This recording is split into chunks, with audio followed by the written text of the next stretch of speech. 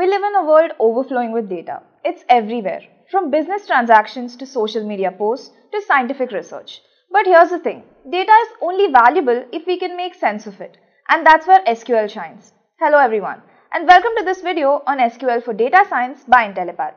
When you learn SQL, you gain the ability to effortlessly interact with databases. You can easily extract, manipulate and analyze data with just a few lines of code. It allows you to communicate with vast amounts of information and retrieve exactly what you need. Learning SQL opens up doors to a wide range of data-driven roles. You could become a data analyst, a business intelligence specialist, or even a data scientist. It's a skill that adds tremendous value to your professional profile and increases your career prospects. So stay till the end to learn all about SQL for data science. With that, let us take a look at the agenda for this video. First, we'll talk about Introduction to SQL for Data Science. Moving on, we'll look at the differences between SQL and other programming languages. Then we'll look at basic SQL concepts. Then we'll talk about what role does SQL play in data science. Then we'll look at real-world applications. Then we'll move on to hands-on, where we'll show you how to implement SQL. Then we'll look at best practices, and with that we'll conclude. But before we begin, make sure you subscribe to our YouTube channel and hit the bell icon to receive regular updates from us. So let us start with Introduction to SQL for Data Science. Starting with what is SQL. SQL, which stands for Structured Query Language, is a programming language used for managing and manipulating relational databases. It serves as a standard way to interact with databases and perform various operations including data retrieval, data manipulation, data definition, and data control. SQL provides a set of commands or queries that allow users to interact with databases and perform tasks such as retrieving specific data, adding or modifying data, creating or altering database structures, and settling access permissions. It's a declarative language, meaning that users specify what they want to accomplish rather than how to achieve it. SQL is widely used in the field of data management and plays a vital role in database systems, including popular ones such as MySQL, Oracle, SQL Server, and SQLite. It offers a consistent and standardized way to work with relational databases, making it easier to communicate and share data across different systems and platforms. Some of the core components of SQL is data definition language. This part of SQL deals with creating, modifying, and deleting database objects such as tables, views, indexes, and constraints. DDL statements include create, alter, and drop. Moving on, let's talk about data manipulation language. DML statements are used to manage the data within the database. They include commands like select, insert, update, and delete, allowing users to retrieve, insert, modify, or delete data. Next is data control language. DCL statements manage the access and security of the database. They include commands like grant and revoke, enabling administrators to grant or revoke privileges to users and control data access. SQL's simplicity, flexibility, and widespread adoption make it a powerful tool for working with data. Whether you're a data scientist, data analyst, database administrator, or a software developer, SQL is an essential skill that empowers you to efficiently interact with databases, retrieve meaningful insights, and perform data-driven tasks. Now let's look at the differences between SQL and other programming languages. While SQL shares similarities with other programming languages, it also has distinct characteristics. First is declarative language. SQL is a declarative language where you specify what data you want rather than how you retrieve it. In contrast, imperative programming languages focus on specifying step-by-step instructions. Next is set-based operations. SQL operates on sets of data, allowing you to perform operations on multiple rows or columns simultaneously. This is different from traditional programming languages that often operate on individual elements. Moving on, domain-specific language. SQL is designed specifically for working with relational databases where general-purpose programming languages like Python or Java have broader applications. Finally, data manipulation emphasis. SQL primarily focuses on manipulating and querying data stored in databases, whereas other programming languages have broader capabilities for software development. Now let's talk about basic SQL concepts for data science. Starting with understanding databases, databases are structured repositories that store and organize data. They consist of tables which are composed of rows and columns. Each column represents a specific attribute or field, while each row represents a record or instance of data. Understanding the structure and organization of databases is essential for effectively working with SQL in data science. Moving on, let's talk about basic SQL queries. SQL queries are used to retrieve data from databases. Let's look at some of the fundamental SQL queries used in data science. First is select. Select retrieves specific columns or all columns from a table. Next is from. From specifies the table from which you have to retrieve the data. Next is where. Where filters the data based on specific conditions. Talking about group by groups the data based on one or more columns. Next is order by. Order by sorts the data based on specific columns. Okay, moving on, let's talk about subqueries. Subqueries are queries nested within another query. They allow you to perform complex operations by using the result of one query as input to another query. Moving on, let's talk about aggregation functions. Aggregation functions in SQL allow you to perform calculations on groups of rows. Some commonly used aggregation functions are count. Count returns the number of rows or non-null values in a column. Next is sum. Sum calculates the sum of values in a column. Next is average. Average computes the average of values in a column. Min finds the minimum value in a column. And finally, max retrieves the maximum value in a column. Moving on, let's talk about data types in SQL. SQL supports various data types to store different kinds of data. Some of the common data types include integer. Integer represents whole numbers. Next is float or real. They store floating point numbers. Moving on, varchar or char stores strings or text. Next is date or date time. It stores date and time values. And finally, Boolean values. Boolean values represent true or false values. Understanding data types is important for creating and manipulating tables in SQL. Mastering these basic SQL concepts will provide you with a solid foundation to move on to more advanced topics and code implementations in SQL for data science. Now let's talk about what role does SQL play in data science. SQL plays a crucial role in data science and is considered a fundamental skill for data scientists. Here are some key roles that SQL plays in the field of data science. Starting with data extraction and preparation. In data science, you often work with large and complex data sets stored in databases. SQL allows you to efficiently extract relevant data from databases by writing queries to retrieve specific columns, filter rows based on conditions, and join multiple tables together. SQL's ability to handle data retrieval and preparation tasks is essential for performing data analysis and modeling. Next is data exploration and analysis. SQL provides powerful tools for exploring and analyzing data. You can use SQL queries to aggregate data, calculate summary statistics, identify patterns and trends, and perform advanced filtering and sorting operations. SQL's versatility enables data scientists to dig deep into data sets, gain insights, and make data-driven decisions. Moving on, let's talk about data cleansing and transformation. Data is rarely clean and ready to use. It often requires cleansing, transformation, and pre-processing before it can be effectively analyzed. SQL allows you to perform data cleaning tasks such as removing duplicates, handling missing values, and transforming data formats. SQL's data manipulation capabilities are valuable for data scientists to pre-process and shape data into a suitable format for analysis and modeling. Next is data integration and wrangling. Data scientists often work with data from various sources and formats. SQL provides the ability to integrate and combine data from different databases or file systems. By joining tables, merging data sets, or performing union operations, SQL facilitates the integration and wrangling of diverse data sources into a unified format for analysis. Moving on, let's talk about database query optimization. When dealing with large data sets, the performance of data retrieval and analysis becomes crucial. SQL enables data scientists to optimize queries by using indexing, query rewriting, and performance tuning techniques. Efficient SQL query design and optimization help reduce processing time and enhance the overall performance of data science workflows. Finally, collaboration with data engineers and analysts. SQL is a common language spoken by data engineers, analysts, and data scientists.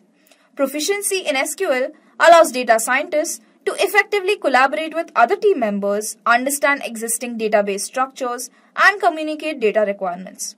It facilitates smoother collaboration and ensures seamless integration of data science solutions into existing data infrastructure. Now let's talk about real-world applications of SQL. SQL, as a versatile and widely adopted language, finds numerous applications in various industries and domains. Let's explore some of the real-world applications of SQL. Starting with finance, SQL is extensively used in the finance industry for tasks such as managing customer data, processing transactions, and generating financial reports. It enables financial institutions to perform complex queries to analyze investment portfolios, calculate risk metrics, and detect fraudulent activities. Next is healthcare. SQL plays a vital role in healthcare systems for storing and retrieving patient records, managing medical data, and conducting medical research. It facilitates tasks such as tracking patient information, managing appointments, analyzing clinical data, and generating statistical reports for medical professionals and researchers. Next is e-commerce. SQL is the backbone of e-commerce platforms, powering product catalogs, inventory management, and order processing. It enables efficient management of customer data, facilitates personalized recommendations, and supports transactional operations to handle online purchases. Next is marketing. SQL helps marketers analyze customer behavior, segment target audiences, and generate insights for effective marketing campaigns. It allows marketers to extract data from customer databases, perform customer segmentation based on demographics or purchase history, and generate reports to evaluate the performance of marketing initiatives. Next is telecommunications. SQL is used in the telecommunications industry to manage massive amounts of customer data, including billing information, call records, and network performance. It helps optimize network performance, identify usage patterns, and generate reports for capacity planning and customer service management. Next is logistics and supply chain management. SQL plays a crucial role in logistics and supply chain management by enabling efficient tracking of inventory, managing warehouse operations, and optimizing supply chain processes. It facilitates tasks such as demand forecasting, inventory management, order fulfillment, and supply chain analytics. Moving on, next is human resources. SQL supports human resources departments in managing employee data, tracking performance metrics, and generating reports. It allows HR professionals to retrieve employee information, analyze workforce demographics, monitor training and development initiatives, and generate reports for performance evaluations and resource planning. Next is research and scientific data analysis. SQL is utilized in research and scientific domains for managing large data sets, analyzing experimental results, and conducting data-driven research. It enables scientists to query and manipulate data, perform complex calculations, and extract meaningful insights for scientific discoveries and experiments. Next is government and public sector. SQL is extensively used in government agencies for tasks such as managing citizen databases, analyzing demographic data, and generating reports for policy making. It helps government bodies track public health data, perform data analysis for urban planning, and manage public service delivery. Finally, for education. SQL is utilized in the education sector for managing student information systems, tracking academic performance, and generating reports for administrative purposes. It enables educational institutions to retrieve student records and analyze enrollment patterns and support decision-making process.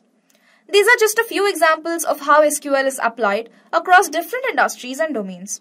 SQL's ability to handle large data sets, perform complex queries, and generate insights make it a valuable tool for data-driven decision-making and efficient data management in diverse real-world scenarios.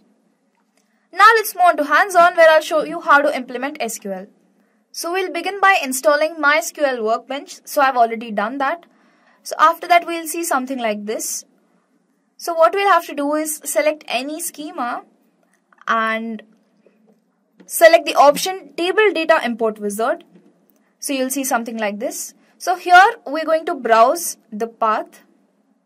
So here I have a data set called retail price. So I'm just going to use that.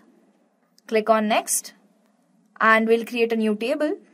So we'll just drop the table if it exists and click on next. So this will prepare import and import data file. So that is going to take a while. So after this is done, we're going to click on next. And we can see that there are 3,455 records that have been imported. So let's click on finish. So after this is done, what we're going to do is we're going to use the command select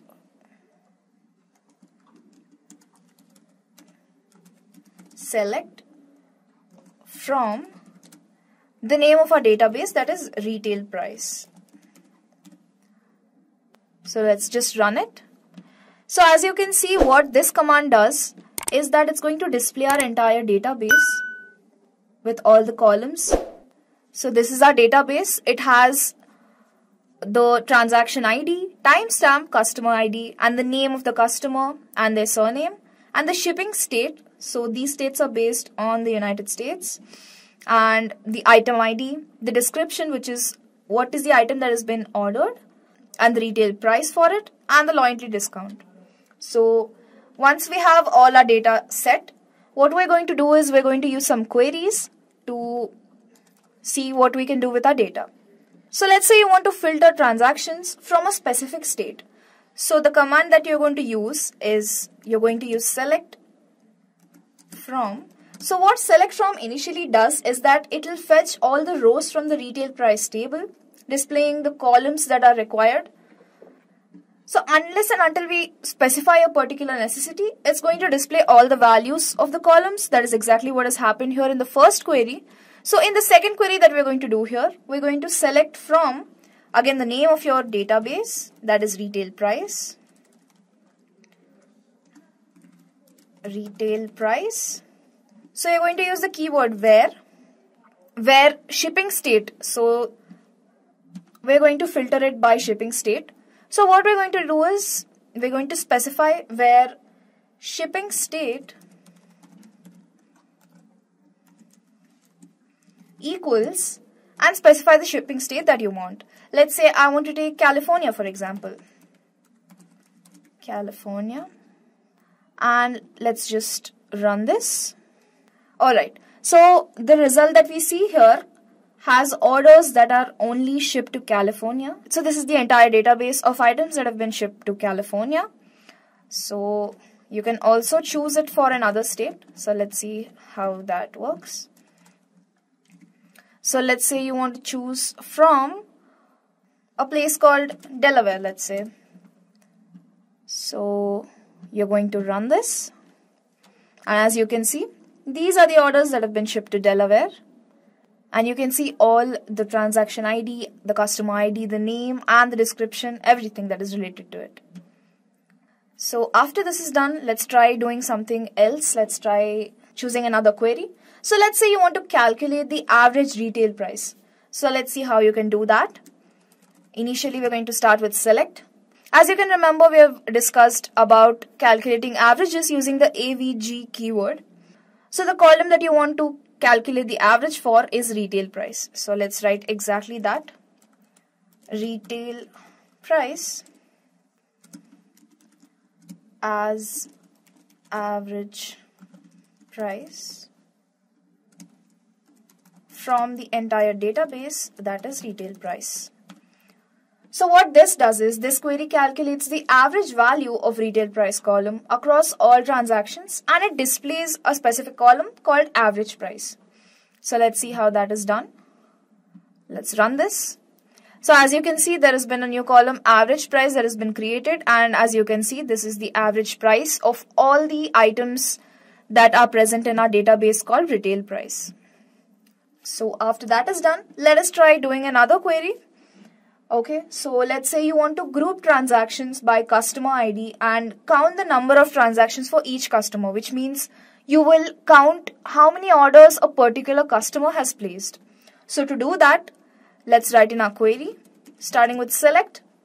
So let's say you want to see the database as of now to understand what columns that we need to include. So I'm going to take select customer ID, that is the name here.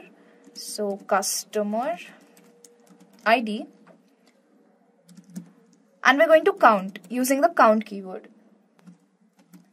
So we're going to count this as transaction count, let's say, You can name it anything. So I'm going to name it transaction count from the database that we're using, that is retail price.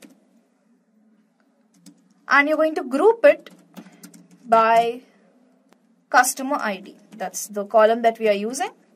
So this query groups the transactions based on customer ID column that is present here, and it counts the number of transactions for each customer. So let's see if that is being done. Let's run this.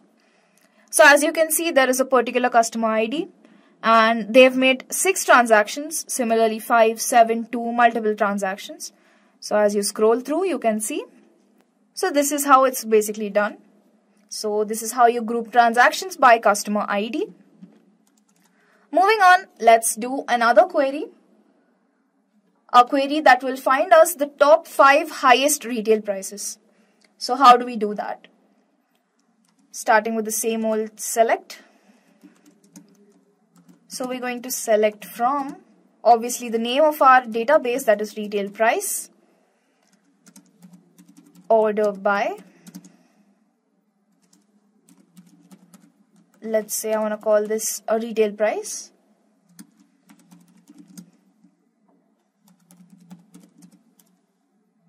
So what this does is, it retrieves the top 5 transactions with the highest retail price values in descending order. So this is what it means. So DESC limit 5 is for descending order. So let's select this and run it.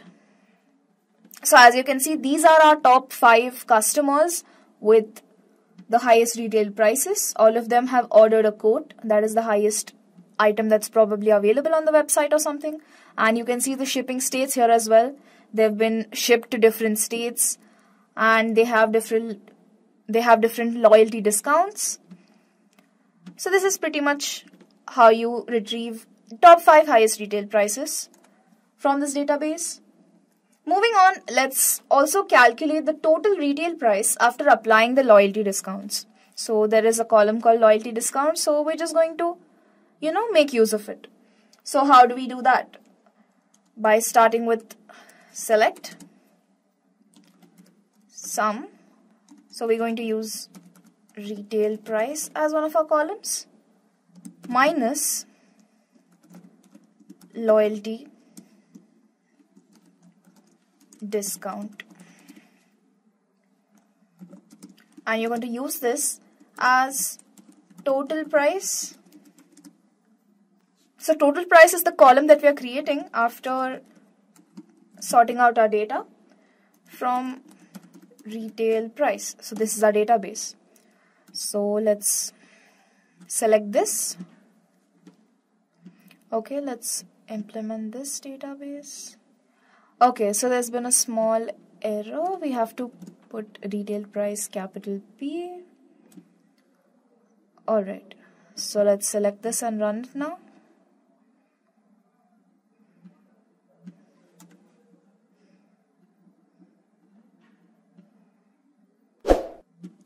Okay, the spelling of retail price has gone wrong. Okay. So let's run this. So after running that, we see that our total price is something like this. So what this query basically did is it calculated the sum of retail price column after deducting the loyalty discount for each transaction, and it provided the total price after that. So this query is pretty much done. After that, let's try one more query. So in this query, what we're going to do is we're going to identify the most frequent items purchased together. So how do we do that? So you will start with selecting. Let's say you want to display the database to see what rows and columns you want to select. So I'm just going to run this. Right, so we have our table right here. So we're going to select item 1, item 2, count as frequency. So we're going to choose the frequency of this particular instance or the ID. So after that, what we're going to do is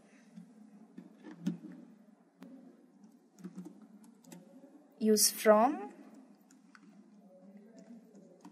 and you will select a dot item as item 1 and b dot item as item 2, again from the retail price database that we are using. So from retail price A, and we're going to join it using retail price B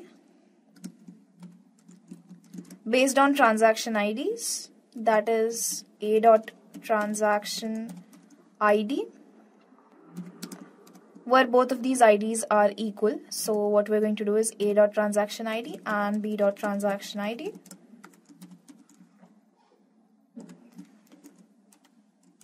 Where A dot item is greater than B dot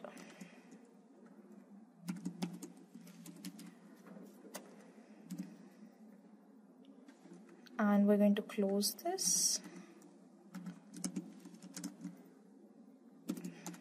Let's say as T, and we're going to group this by again item 1 and item 2.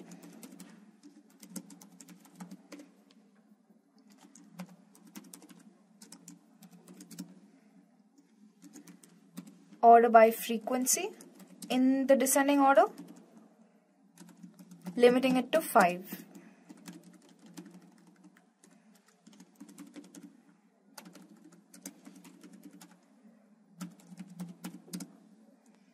So let's try and execute this query.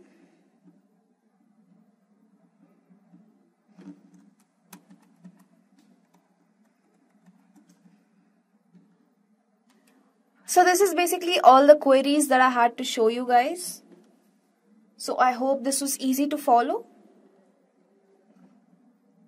Moving on, let's talk about the best practices in SQL for data science. First is writing efficient and readable SQL code. Using meaningful table and column names. Choose the descriptive names that accurately represent data that they store. Next is formatting your code. Use indentation, line breaks, and spacing to make your SQL code more readable. Next is to comment your code. Add comments to explain complex queries or provide context for future reference. Finally, break down complex queries. Split complex queries into smaller manageable parts to enhance readability and ease debugging.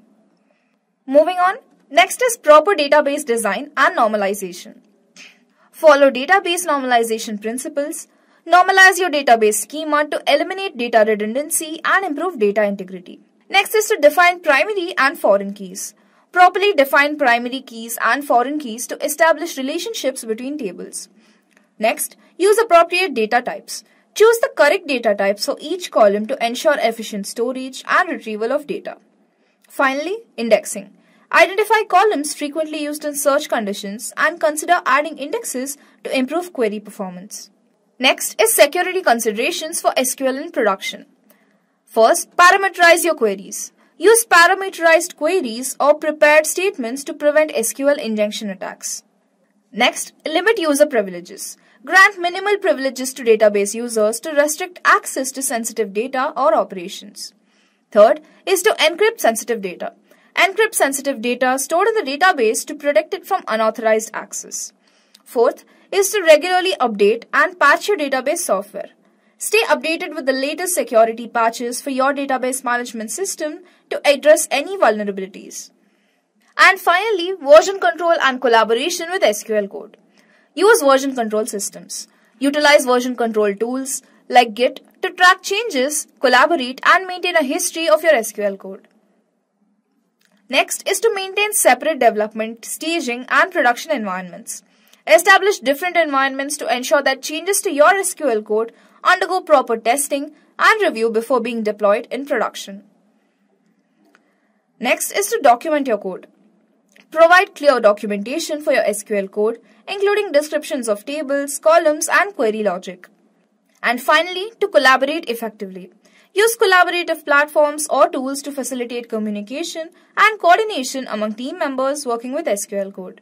By following these best practices, you can write clean, efficient, and secure SQL code, ensuring that your data science projects involving SQL are well organized, maintainable, and optimized for performance.